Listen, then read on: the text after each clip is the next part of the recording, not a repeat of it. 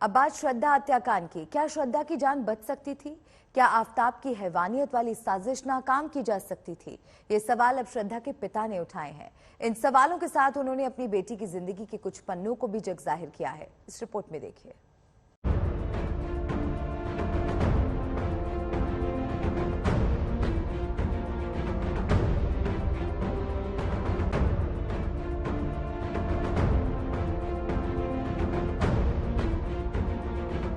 मेरी बेटी शायद आज जिंदा होती थी।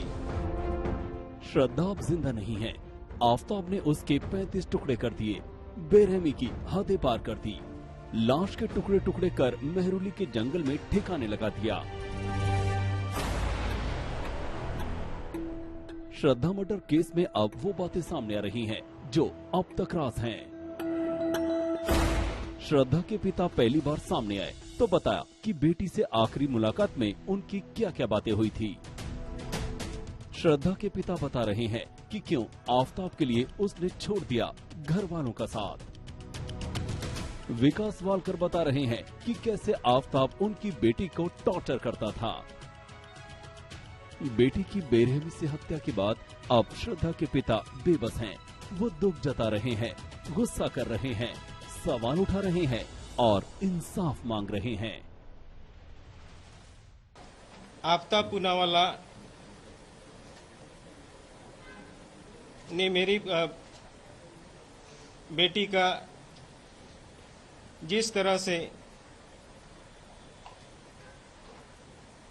मर्डर किया है, उस वजह से उसको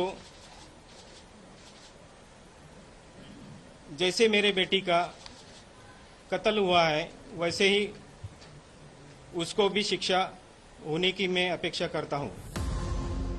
दिल्ली पुलिस की पूछताछ में आफताब कबूल कर चुका है कि उसने श्रद्धा के टुकड़े टुकड़े कर दिए और टुकड़ों को ठिकाने लगा दिया। श्रद्धा के पिता कह रहे हैं कि उसे वैसा ही सबक मिले, उसे फांसी पर लटका दिया जाए। अपनी बेटी की बेरहम हत्या के बाद शुक्रवार को श्रद्धा के पिता पहली बार सामने आए। विकास वालकर ने आफताब के गुनाहों का हिसाब किए जाने की मांग की। उन्होंने अपनी बेटी से आखिरी मुलाकात की वो बातें भी बताई जब वो आफताब के साथ रहने चली गई थी। जब मेरे बेटी ने मुझे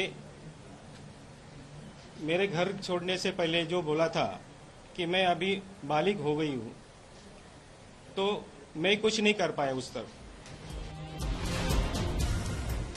18 मई को श्रद्धा की हत्या हुई थी।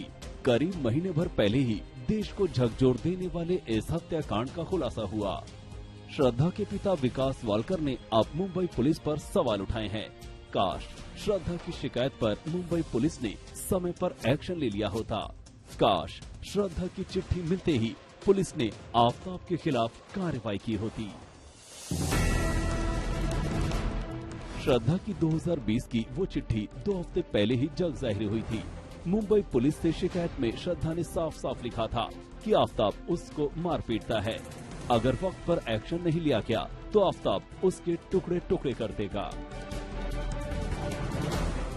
2020 में श्रद्धा ने वो चिट्ठी लिखी थी और जो शब्द चिट्ठी में लिखे थे वही 18 मई 2022 को हुआ।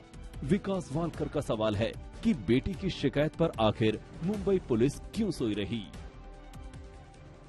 जो इन्वेस्टिगेशन दिल्ली पुलिस और वसई पुलिस उनका कंबाइंड इन्वेस्टिगेशन चल रहा है, वो सही तरीके से चल रहा है। Vasai police, Nala Sopara police, तुड़ी police थाने, इन्होंने इन्वेस्टिगेशन में थोड़ी सी दिरंगाई की।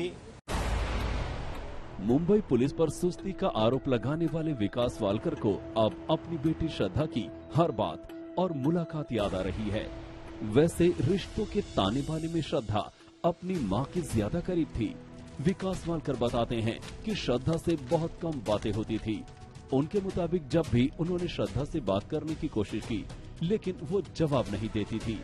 आखिरी बार 2021 में पिता बेटी के बीच बात हुई थी। 21 में हुई थी। डिटेल ज़्यादा कुछ नहीं पूछा था मैंने, बस तुम कैसी हो, क्या कर रही हो और कहाँ रहती हो। तो उसने वो एग्जैक्ट डेट नहीं बता सकता, लेकिन मिड में हुई थी।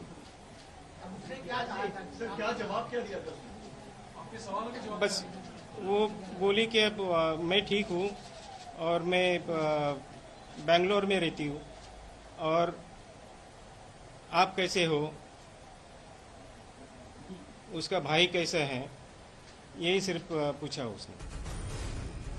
डेटिंग ऐप के जरिए श्रद्धा से दोस्ती करने वाले आफताब ने बड़ी बेरहमी से उसे मार डाला और हत्या के बाद खुद को दुनिया की नजरों में अनजान दिखाता रहा।